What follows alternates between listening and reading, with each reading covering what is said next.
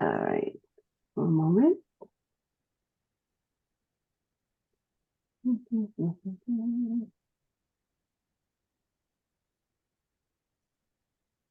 Hi, everyone. Thank you so much for joining us tonight. The conversation is going to be on self-determination and informed decision-making. We're going to offer practical tips that may promote conversations on how we can support a person who may have an intellectual or developmental disability. Our presenter is Barbara Sapharas, and I think you'll come away leading with some strategy to help you as you support the person that's on your heart here tonight.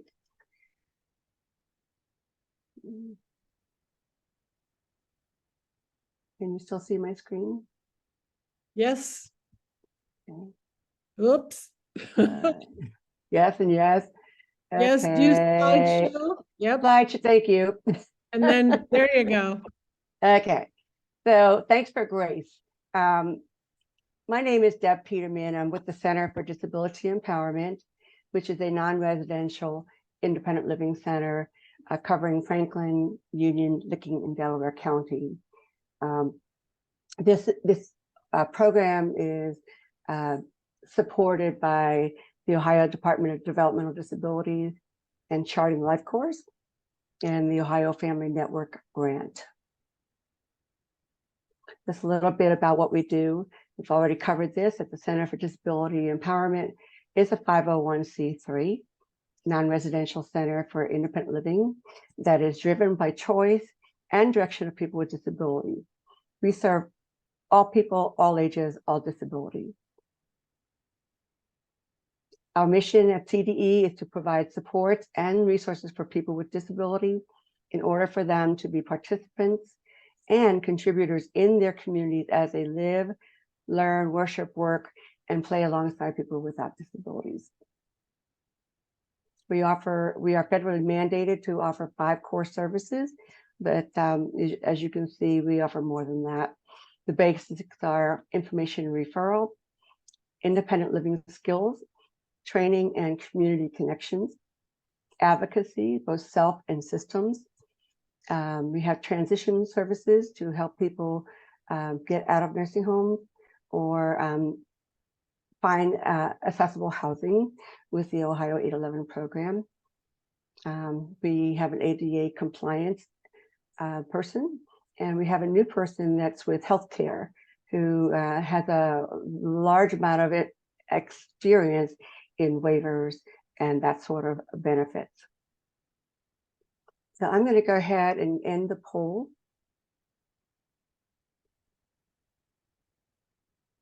Can you see those? Yes, I can. Awesome. Okay, let's share the results. Okay, so most of the folks are professionals in the field of disability. And can you stop sharing your screen? That probably would help, wouldn't it? How's that? That's perfect. Thank you. Josh, where are you when I need you? So as you can see, the second question is why you're here. We'll learn more about supportive decision making. That's always a good thing. And if you're familiar with Charting the LifeCourse, well, this is great because this is a tool. Charting LifeCourse tool is a big deal in Ohio. And in fact, it's been supported by the Department of Developmental Disabilities as well as the Ohio Department of Education. And I'm sure Barb will touch on that topic as well. So Barb, I'm going to go ahead and pass this on to you. Okay. Thank you. Thank you. Thank you. Mm-hmm. So hello, everybody. I'm Barb Sapharas, and I'm going to move along here. I am an Ohio ambassador for Charting the LifeCourse. I work with the Family Resource Network of Ohio, which is at the Nysonger Center at The Ohio State University. And I also am a mentor trainer in person-centered thinking, and I work for the Nexus which is the National Center for Charting the Life Course at the University of Missouri, Kansas City. But most importantly, I had two brothers with disabilities. We grew up in the Cleveland area in the 60s and 70s. And when we were growing up, the term civil rights was a big conversation. It was on the news every night. There were all sorts of rallies, and I went to a high school that's one of the most liberal on the east side of Cleveland. And it was very rare that I would get off the city bus in front of my high school and not see some kind of a protest about rights, civil rights. And so my youngest brother, Nick, was 4 years younger than me. Jim had an acquired disability. He was 2 years younger than me. And I just assumed Nick had rights just like Jim and I did.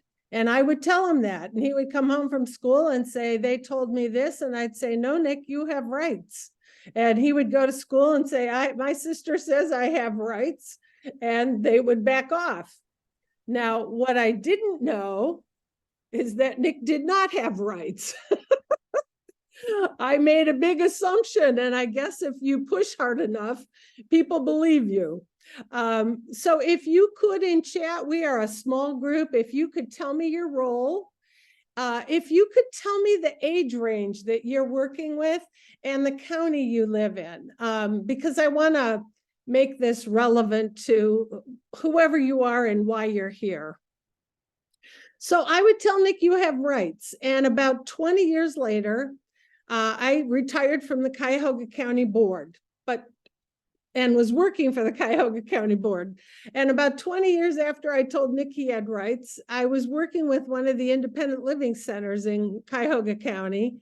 And we were developing a handbook on choice making and decision making. And I shared my story, how I told Nick he had rights. And the staff from the independent living center said, no, he didn't. Not until 1988, Barb, when people with disability, thank you, Derek, when people with disabilities were included in the Civil Rights Act as a protected class and had the right of self-determination. I just acted like he did and supported him in that way. My professional training is a speech language pathologist. I have retired my license, but I was an SLP for 45 years. And part of my job working for the Cuyahoga County Board, it was when someone was facing a major decision to work with them to see if they could make an informed decision. And so I did a lot of research on informed consent because 20, 30 years ago, we were asking people receiving supports from the county board to sign papers that said they gave informed consent for their plan, informed consent that they understood their rights. And I said, we're not getting informed consent. We're asking them to sign a piece of paper and saying, here, sign this paper. And so I became very passionate to understand what informed consent meant, informed decision-making, and self-determination. So this presentation is provided by the Family Resource Network of Ohio, which is at The Ohio State University. We are the official hub for charting the life course in the state of Ohio. We hope that you have gone to our webpage. The website is there, and you should have the handouts. You should have the PowerPoint. The handouts were mailed out, and I sent out 2 resources. When you go to frnohio.org, there will be a pop-up that says, do you want to sign up to get information? Sign up and you will be informed of every presentation that we do in Ohio. That's not specific for an agency, that isn't requested by an agency. There are about 70 to 100 a year, and they are free. So I encourage you to sign up if you're interested in learning more about charting the life course, supporting families, and empowering families. If you are a Facebook user, would ask you to like our Facebook page. We post stories every week about how someone in the state, a person with a disability, a family member, a professional, is using Charting the Life course to support and empower people. So thank you for identifying your role. It looks like all ages and mostly adults, but you also have children. So just know that everything I'm telling you, it's not just for people with disabilities. Like I said, my research, my practice for decades has been looking at informed decision-making, informed consent, and I'll give you some other terms. There are 3 handouts. I see that Deb has put them also in chat. So please, please, please feel free to keep them, save them, whatever, and use them for whatever is helpful. So today I want to talk about self-determination and informed decision-making. Those are the terms I'm going to use because that's applicable to all people, not just people with disabilities. But in red, I have a question. So I'm going to ask you to type in chat, how many choices do you think you make every day? And type that in chat. I'll wait to see some answers. Do a wild guess. Don't Google. Just make a guess. How many choices or decisions do you think you make in a day? Tons. Endless. I love it. 2,000, 1,000, 250. Well, lost count. Yeah, I can't even count. I did Google this because I was like, we make decisions all day long, every single day. You know, where am I going to sit during this Zoom call? Which water bottle is cold enough that I want it next to me? Am I going to put an extra light on? Am I just going to sit with natural lighting in the house? We make about 35,000 choices a day. So think about that. So why is this so important? I'm a trainer in person-centered thinking. One of our outcomes, you know, people say, oh, person-centered thinking, it's all about the person we talk to them. Well, that's like so superficial.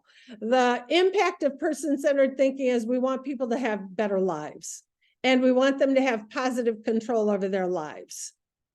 In Charting the Life course, we want everyone to have a good life. And for a person, and I'm not saying a person with disabilities, because we use Charting the Life course with people across the lifespan, across abilities. We want everyone to have that civil right of self-determination, having control over decisions that affect your life. We also believe in interdependence, that none of us is independent.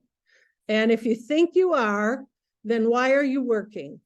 Because we work to make money to buy the things we cannot do for ourselves. And also, you didn't make your car, you didn't build your house, you probably don't grow all your food. For families, we want them to be supported in ways that recognize and maximize their capacity and strengths, so that we can turn around and take care of and support the people we love. So I know we call them independent living centers. Deb, I apologize, but one of the biggest advocates for disability rights, Judy Heumann, who just passed away this year, said that independent living is not doing things by yourself. It's being in control of how things are done. And I wish that we would talk to people and students with disabilities with this framework instead of telling them they have to be independent, because none of us are. We all depend on others to varying degrees throughout our life, depending on what's happening. So I wanted to give you definitions. Self-determination is a civil right, and it means you have control over decisions affecting your life. But in some books, especially curriculums for students, it's referred to as a set of skills. We're going to teach the set of skills called self-determination. And in some states, California, for one, it is a waiver service. And it just means, I think it would be comparable to Ohio's self-waiver and self-directed supports. So terms are used and convoluted all over the place. That's why I'm giving you my definitions that I use. Informed decision-making means making a decision after you have all the information related to that decision. So informed decision-making is not something that we say, oh, you have that skill, you can make all your own decisions. It's about a specific decision. Do you have the information for a specific decision at the time it needs to be made? So it's not a what if. You know, what if this ever happens? What would you do? I can't even answer that question for most things in my life, because whatever I thought was going to happen took a 90-degree turn and something else happened. So it's about making decisions at the moment. Competence is a legal term, and it means it's related to a person's ability to participate in legal processes, and competence is assessed by a judge. It's determined by a judge whether someone is competent or incompetent, and usually if someone is determined by a judge to be incompetent, they usually have a guardian in Ohio. Capacity is the ability to understand information related to a specific decision, and it can be affected by a variety of factors. So I think I'm a pretty competent adult, but I know that my capacity for making decisions can be affected. Many years ago, I was in a very, very, very bad car accident. I was sitting still, and my car was hit, and it was demolished, totally demolished, a new car. And I was thrown across three lanes of traffic. I did not have capacity at that time. I could barely breathe. I was in a lot of pain. I was on my way to work. I had coworkers stop, and they were like, "Who do you want us to call?" And I was like, "Oh, my brother," and they went to work and said, "Pull her emergency file and call her brother." I could not make decisions. When the EMT came and said, "What's wrong?" I said, "I can't breathe." And then all of a sudden they thought I was having a heart attack. But anyway, I did not have capacity. I was in pain. There may be other times you have no capacity or diminished capacity. If you are feeling threatened, if someone says, "If you don't, I will," or if you have engaged in the enjoyment of some things that you may drink or smoke or do whatever, okay? It affects our capacity. And then support is helping, and empowering is giving people power, giving the power to the person. So given that, many, many years, let me give you two more terms. One term that you hear a lot is guardianship, and that really is taking away someone's civil rights. And I give you the definition from Disability Rights Ohio. I believe in giving you the definitions that are used, not trying to create my own, because I don't want to risk using words that will then be confusing.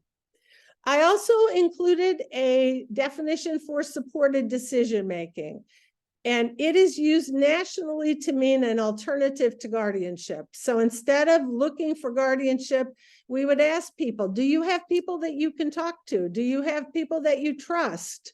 And helping them identify that, maybe they can make decisions with supportive, trusted friends and family members that they choose. Now, in Ohio, there is a lot of work, discussion about supported decision-making. Sometimes it may be confusing. But when I'm talking about it being the alternative to guardianship. So I'm not going to ask you to answer this. And what I want to say is there are only 11 of us, 9 of us. So please feel free to always put your questions in chat. But when you make a decision about anything, recently I had cataract surgery, and I'm pretty good about making my own decisions. And I was pretty sure I needed it. So I really didn't talk to anybody. Obviously, I talked to the doctor and he told me his recommendations, but he also told me what my insurance would pay for and what it would not pay for, so that I could make a decision of the choices of surgery I had based on whether I wanted to pay more than my insurance would pay for. Every time we make a decision, we don't always talk to friends or family. I don't want to imply that we never make a decision on our own, okay? I recently bought a major piece of furniture. I didn't talk to anybody, okay? I knew what I wanted. I knew my budget. I went looking. I bought the piece I wanted. I didn't make a list. I didn't talk to professionals. I didn't talk to people. And I didn't research. What I did do was go look at stuff. So about 15 years ago, Dr. Tom Fish, who used to be at the Ohio State University, said, Barb, I'm going to host a national conference. I want you to talk about self-determination, because people think it only refers to their plan, and you only do it when you're planning. And he goes, I want you to call it self-determination everywhere and all the time. So what my audience was adults with lived experience, family members, and professionals. And so I broke down as a speech pathologist. Like I said, I was often asked, can this person make this decision? I will tell you that initially, the first time I was called was when someone was dying. They were at the end of their life. They had had cancer. 2 years prior, it was cancer of the vocal folds. Their vocal folds were removed. They no longer could talk. They were in their 60s. They had talked their whole life. The cancer came back. It was inoperable. And the case manager made a referral to speech and said, how do I know what he wants? How do I find out what he wants? And my supervisor, she knew I was passionate about informed consent, informed decision-making, and said, here's the referral. We're going to have you work with a nurse, one of our nurses, because it is a medical issue, and a psychologist to see if he can make the decision. And the first thing we asked was, he lived in his own apartment. We asked the provider, does he know he's dying? Oh, no one told him. Okay. Does he know the cancer's back? Nope. Nobody told him. So we said, does he have a signed living will? Does he have advanced directives? And they said, what's that?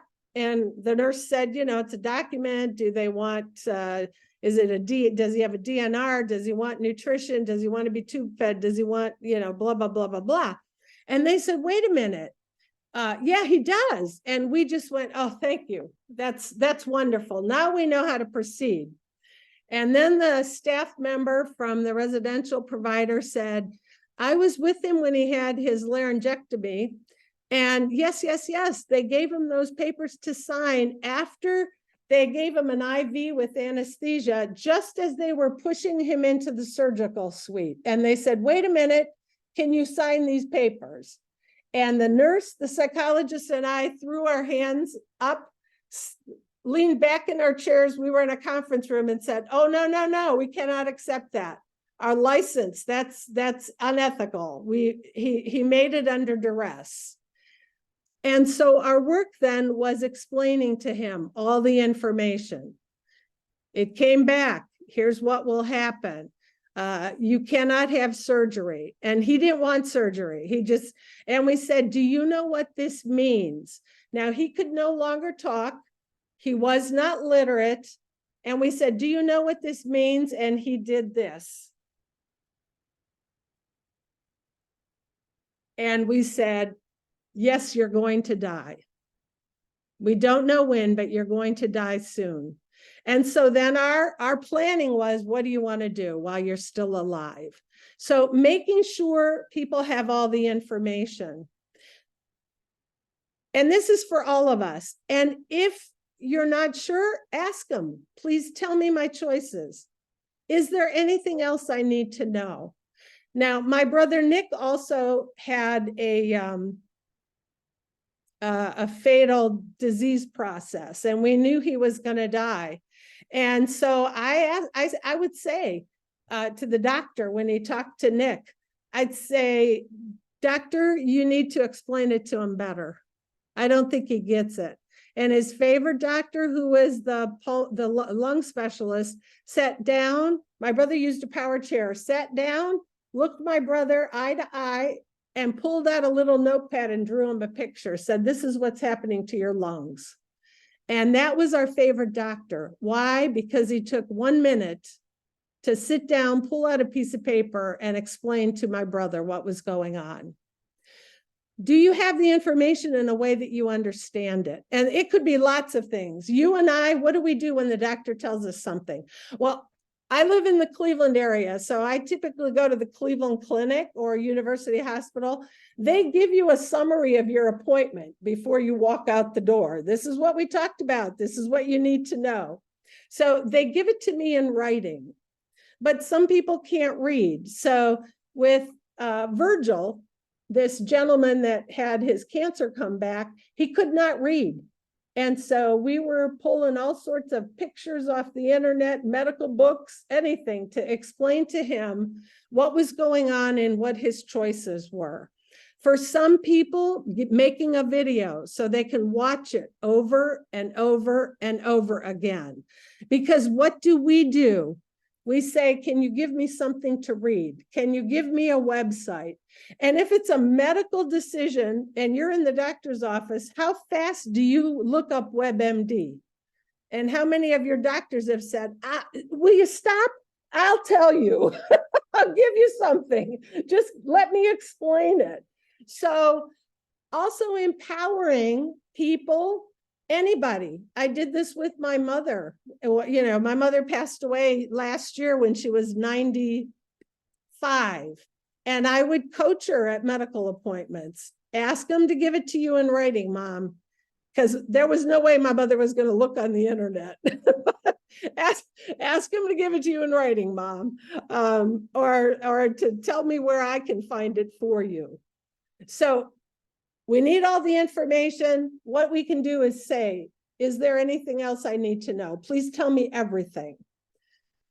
Do you have information in a way you can use it? The strategy to empower people?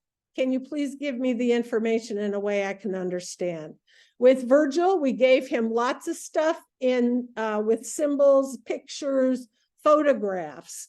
And every time we meet in his apartment, he would take it and he would lock it up in a lockbox because it was personal information. And he only shared it with the nurse and me. And we were the only ones he would talk to. And he told us that. Do you understand all the information? So, and I hate to sound so dire, but the medical information is probably the most important. I also supported people when they had to go to court and enter a plea. Did they understand what they were being charged with? So I have a godson who's an adult. He has lived in his own apartment probably for 40 years. And last November, his sister who lives out of state called me and said, staff is in his apartment to help him go to bed. It was 9 o'clock at night. She said he's not himself. She doesn't have FaceTime on her phone. I tried talking to him, but you know, he doesn't talk. He doesn't share. So she said, can you go to the apartment? I said, yeah, I'm in bed. Give me a half an hour, 40 minutes. I got to dress. I'll be there. So I went to his apartment. My first clue was he couldn't buzz me in. Staff was with him and staff said, I don't know how to buzz, she didn't know how to buzz me in. She came down to let me in. That's a big issue. He didn't know how to buzz me in. I went upstairs to his apartment. I said, what's going on? Nothing. How do you feel? Fine. His staff was Barb. I said, Barb says something, you're not quite yourself. I'm okay. And I've got his sister on the phone who's out of state. I said, Barb, what's going on? She goes, he's not himself. She said, give him his water bottle. He always had a water bottle. I handed it to him. He could not take it. I said, okay. And then all of a sudden his arms started shaking. I said, call 911, Barb. She said, he has an emergency button. I said, hit it. EMTs come and his sister and I say, please, we want him transported. They turned to him and said, do you want to be transported? He said, no. We said, he's not himself. Yes, but ma'am, he has the right to refuse transport. I said, I'm his power of attorney. I have his POA right here on my phone. Transport him. His sister is the other POA. She's on the phone. I'm here, transport. Well, he has to agree. I said, transport. He is not himself. A second EMT unit came and he says, what's going on? And he said, have you taken vitals? The first EMT unit says, yes, we have, and turns to him and says, could you check his vitals? And they said, why? And he goes, isn't your equipment calibrated? He said, yes, but the last reading was really off. Now, he never said that to me.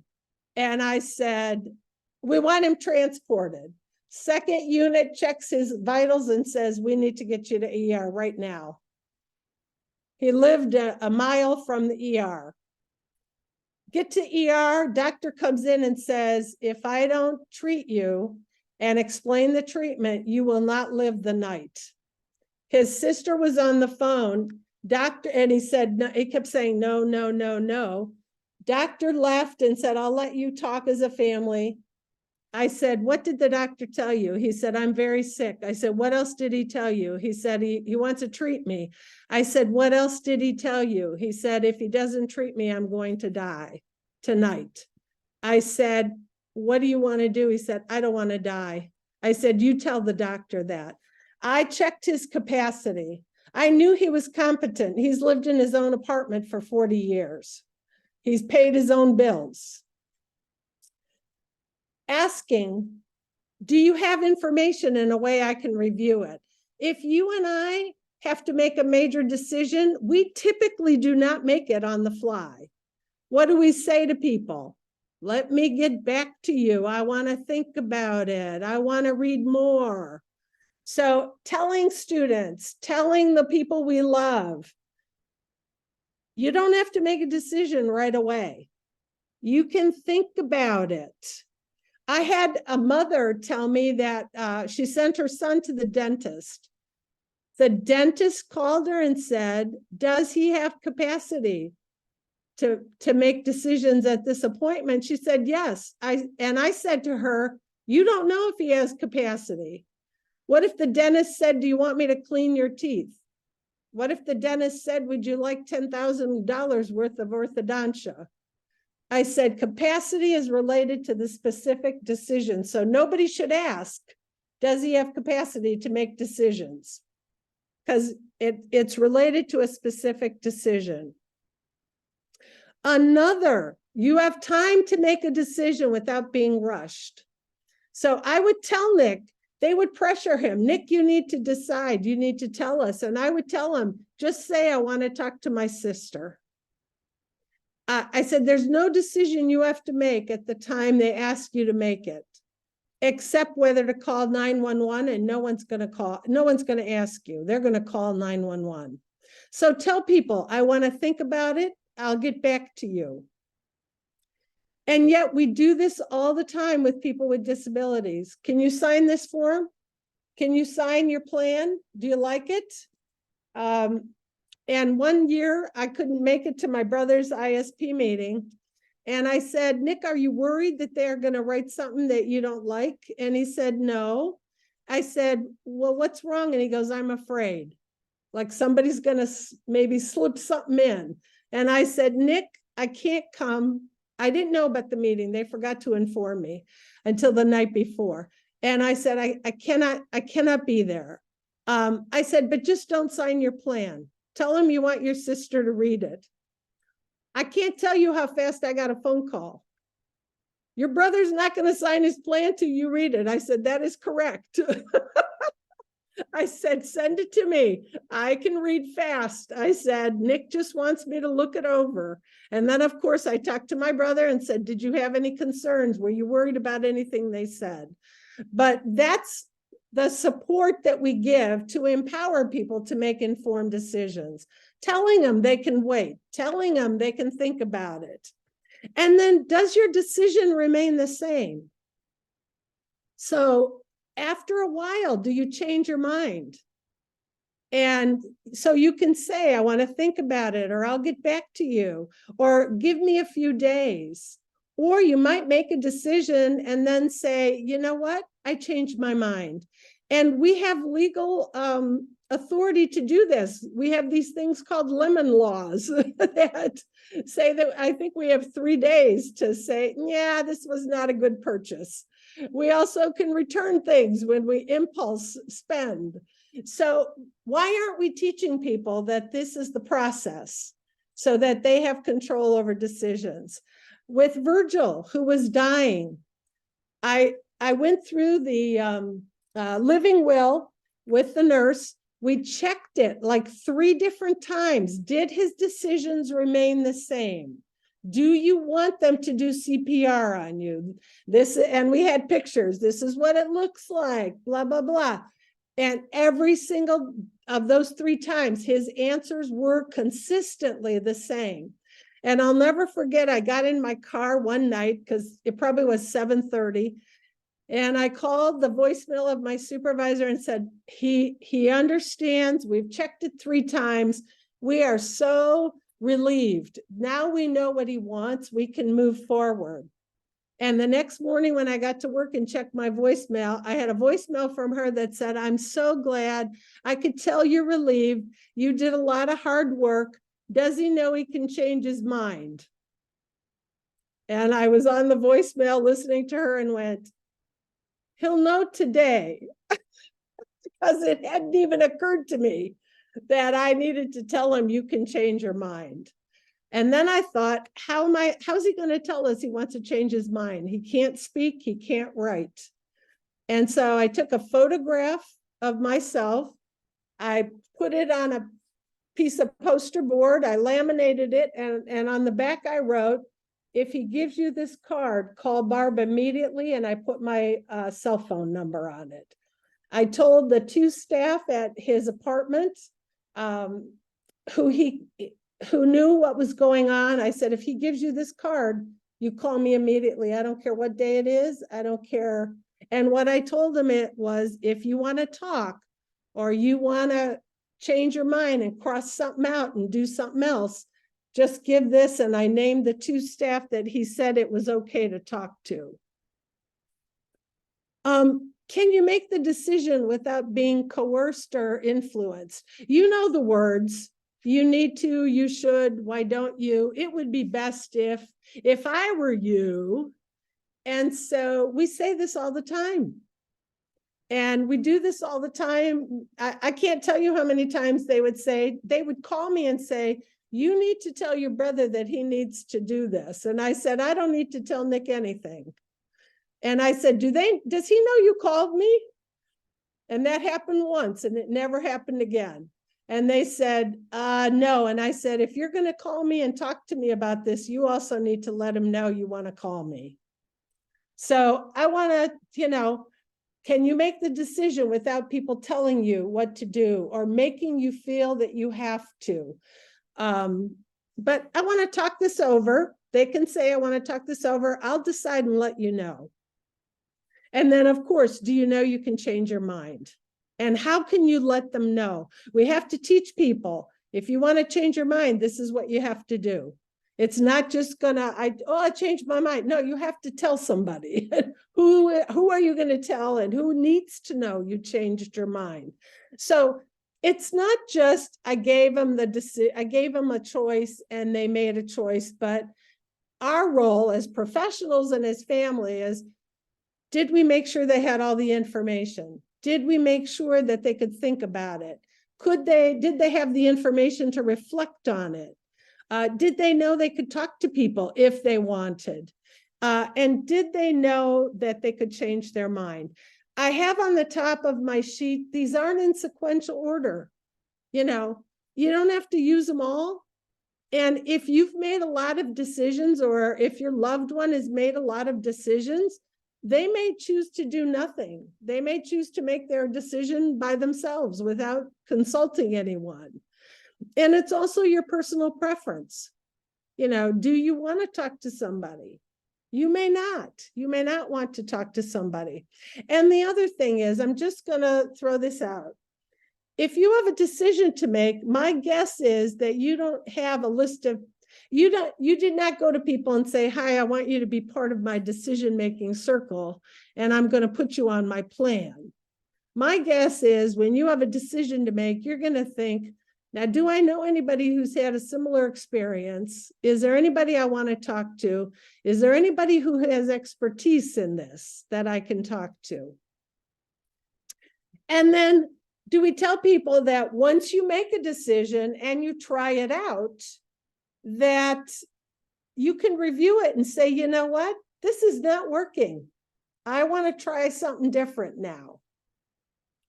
So I gave you two versions of these things to think about, and then strategies. One is just with the words. One is with board maker symbols. So symbols we use for communication boards and devices. And the reason I used them is because I could teach people what they meant. And that's the way I checked to make sure they understood. And they were easy to understand. So again, we make decisions all day long, 35,000 of them in many places about many things. I mean, for those of us that drive, think about how many decisions you make on just a one-way trip. Should I change lanes? Am I going to go through this yellow light? Am I going to roll to a stop, or am I going to stop all the way? How fast above the speed limit am I going to drive? And we make these decisions. What am I going to wear? What am I going to, what am I going to take for lunch? And sometimes we like our first decision, and sometimes we don't. We can change our minds, and we learn by trying. So think about how many of you have never tried certain foods because you're like, yeah, I don't think so. Yeah, I personally don't eat meat, and that's because I don't like eat meat. And I learned at a very young age, I didn't like meat, but I didn't eat sushi for decades. And then finally a friend said, try one of my pieces. And I was like, ooh, I think I like this. We don't know what we like or don't like, what we want or don't want, unless we have experiences, opportunities, and we're able to try. So think about, how are we supporting people to make decisions in their life? One of the resources from Charting the Life course is this booklet called Experiences and Questions. And I'm going to show you why it's a good resource. It helps us look at, what do we need? What kind of decisions do we need to help people start thinking about in the life stage they're in, but also in the next life stage? So one of the domains in Charting the Life course is called advocacy and engagement.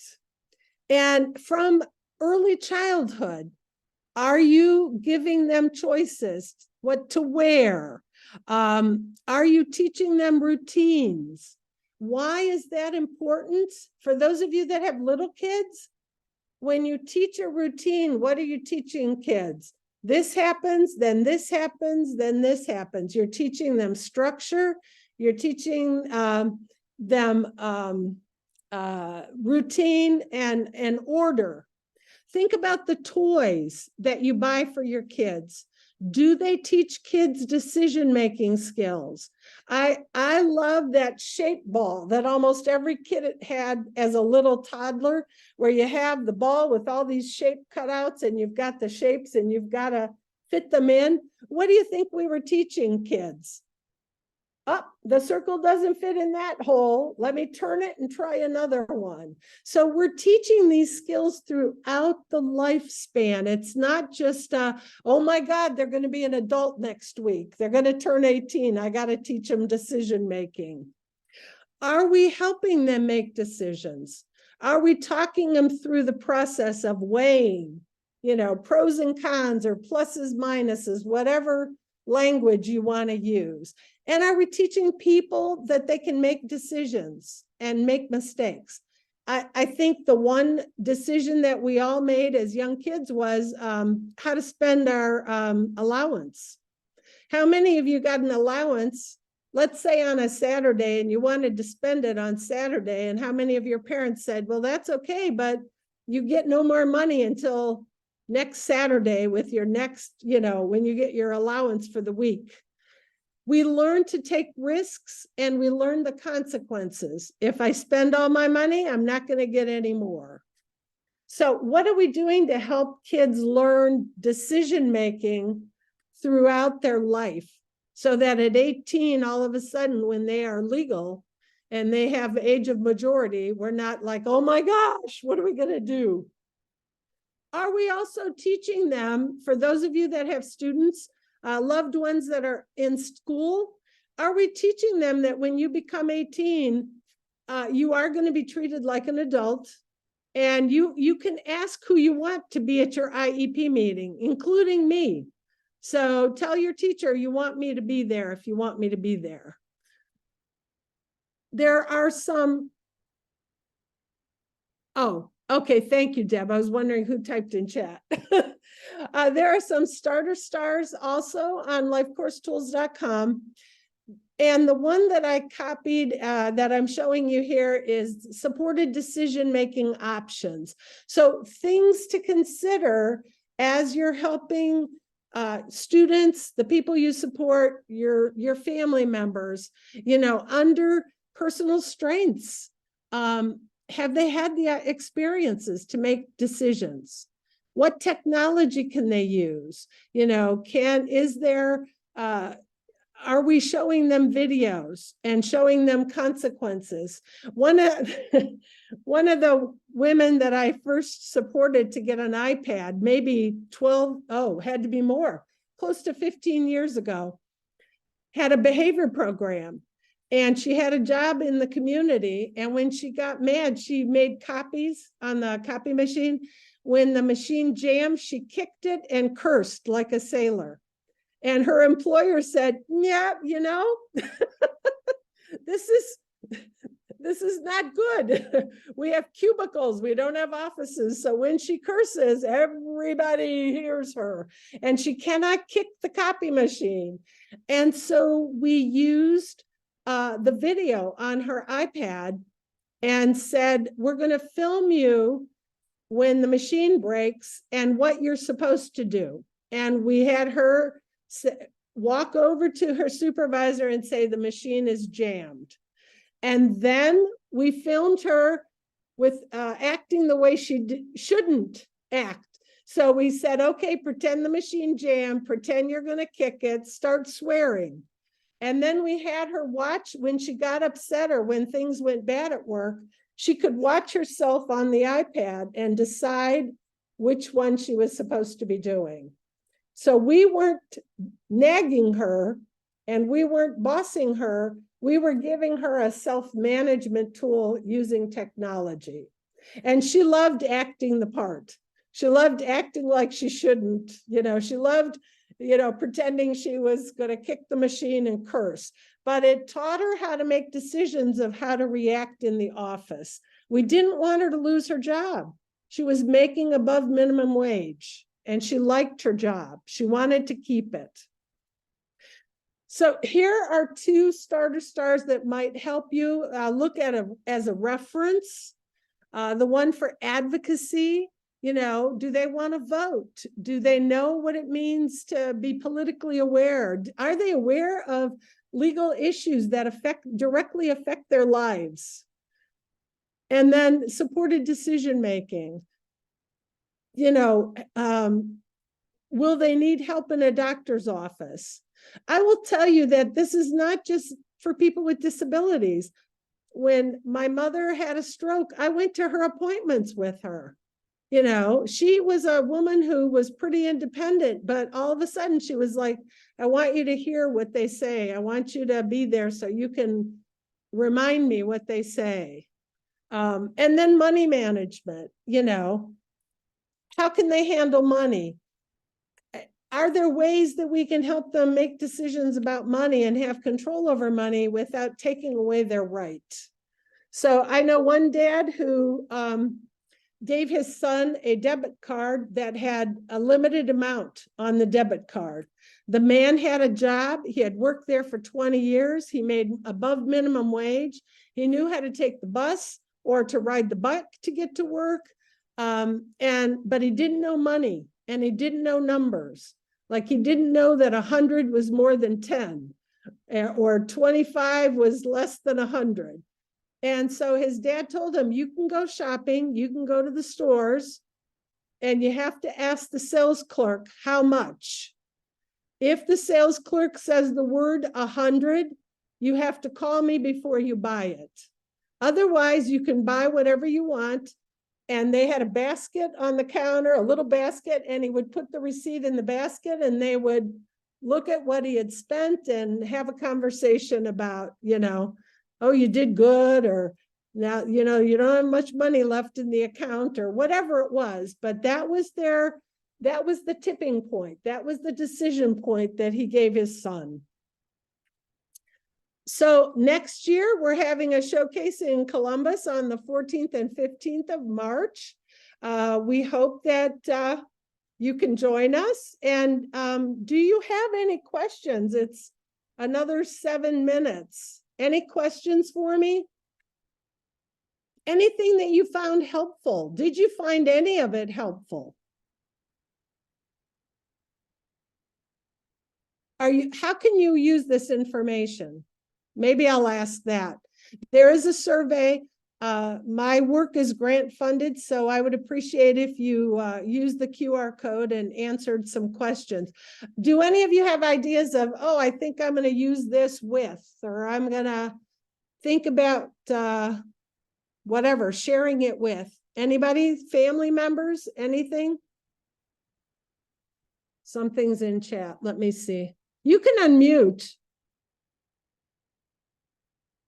I think so too, Derek. It is helpful. If we start posing those questions when teenagers have to make decisions, do you have all the information? What is the information? What do you think would be a good decision? What don't you want to decide? I think then we're showing them the process of stopping and thinking through and getting more information and giving them those strategies in a natural way. Anybody else? I think that pointing out that reminding people that they can change their minds is very empowering, where you can have all the informed choices you want, and that's been a big topic of discussion for years, but just that simple reminder, it's okay, this doesn't mean it's set in stone for the rest of your life. Exactly. And it doesn't mean you made a wrong choice. It means you changed your mind. The other thing to remember, which well, first of all, I never even thought about that. But what do they have to do to change their mind? Who do they need to tell? And how do they go through that process? Because that was a challenge for me. He couldn't talk. How am I going to empower him to let somebody know? Or who do they talk to? If you don't like this, Who do you want to tell? You know, and if it's family, who do they feel comfortable talking to? Because we don't want to be judgmental. Like, why didn't you make that decision in the first place? Because then we will stop the conversation and the interaction of support. Anybody else? Great comment though. Anything else? Share information with parents who are planning to establish guardianship. Yes. The individual, yes. And I think, Amy, I think parents don't realize that some of the decisions that they're fearful of, that the risks that they're afraid of, their son or daughter will still have the power to make, even if they have a guardian. Absolutely. Yes, that's very important. And it's a good reminder. I think parents feel as though if they do establish guardianship, that they're taking away their child's rights, and that's not necessarily the case. And also to ask the question, why do you think you need guardianship? Right. What is your concern? You Mhm. know, what are you really fearful of? Mhm. Because, and some people need guardianship, absolutely. But some people go for guardianship because somebody told them they had to at 18. And that's there's not right. So what is their concern? And do they have a trusting relationship, or does their son or daughter have a trusting relationship to someone that they confide in and feel comfortable with? Anything else? Anyone else? Barb, I had forgotten about the questions and experiences booklet, so thank you for bringing that back up. Could you talk a little bit more about Maggie's point of just having the right to change our minds, and maybe any advice you have for helping to change a system that doesn't respond very kindly to people who, in their minds, make mistakes, to have another try, another chance with new information, with new resources? I think then it's, you know, I don't know what to say other than to say persist. You know, persist. I mean, when people told me 20 years later, your brother didn't have the right, I said, well, nobody fought me on that. So, you know, I guess I sounded like I had authority or knowledge. Even with my relative now, you know, Josh, you and I have heard people say the doctors don't have to accept the POA, but I want to know how many times that's happened. Because if it's happened once, that's one thing. But if it happens multiple times every week, and there are 20 cases for Disability Rights Ohio a week, then that's another issue. But I don't ever want to take the one time it went bad and make it a global understanding or approach. Right. You know, on the call that you weren't on the call. I was heading back to the hospital with the POA, ready to say, I'm the POA. And I never got pushback at the hospital by any of the doctors. I mean, the doctor said, do you have it on you? And I said, I have it on my phone. You want me to email it to you? I mean, this is an emergency. We're in the ER. I learned to carry it, but it's on my phone. And I never got, I'm not going to accept it. Never. Not with my mother, not with my partner, who both passed away last year, not with either of my brothers, not with my godson.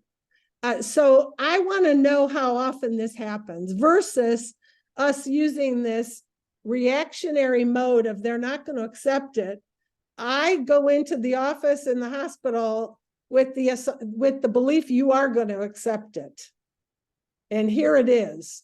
So, and I think that's when our advocacy, and my other famous line is, show me in writing why you can't take it.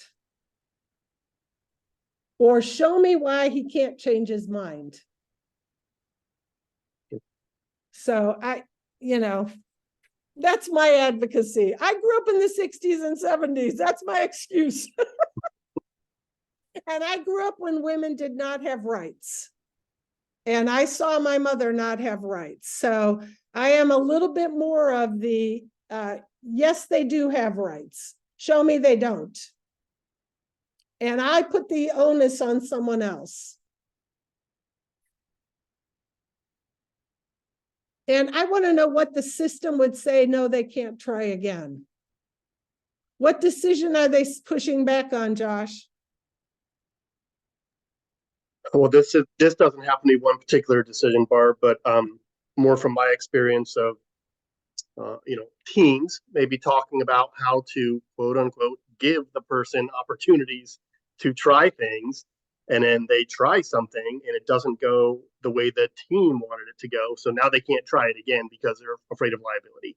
Okay, so thank you for clarifying that. Having worked as an SSA, having been an administrator in the SSA department, we told staff, don't what if. Yep. They can try, and you need to just make sure you can mitigate the risk.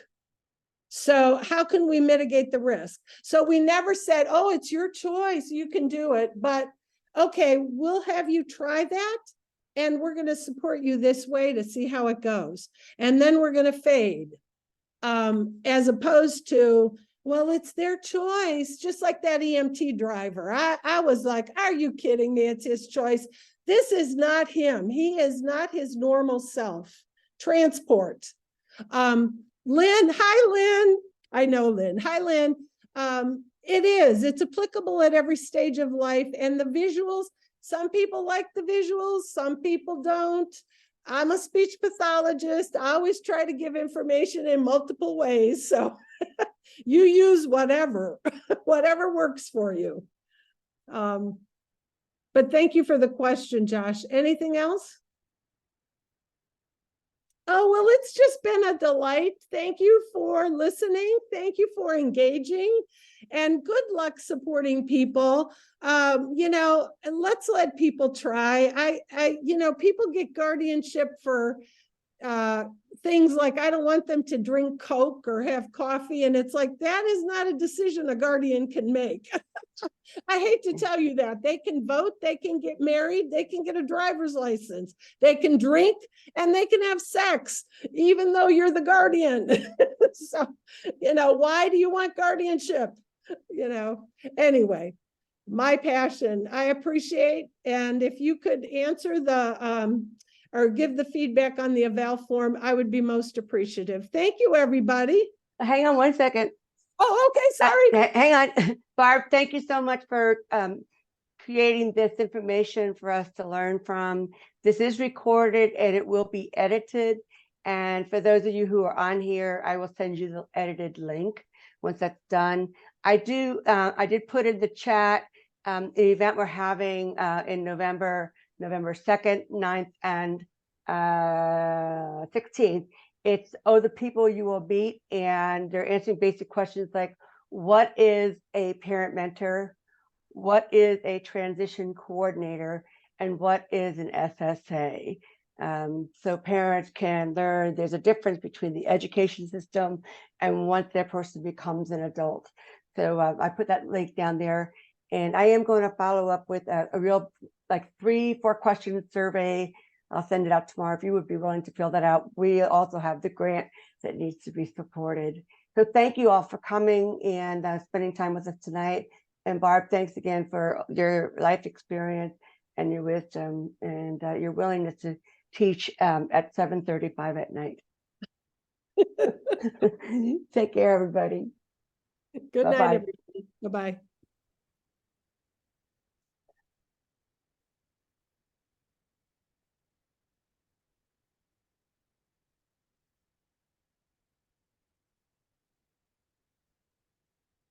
Bye. Good night, my dear. Bye. Thank you, Barb. I love you. Take care. Thank you. You All right, too. thank Bye. you. Bye-bye.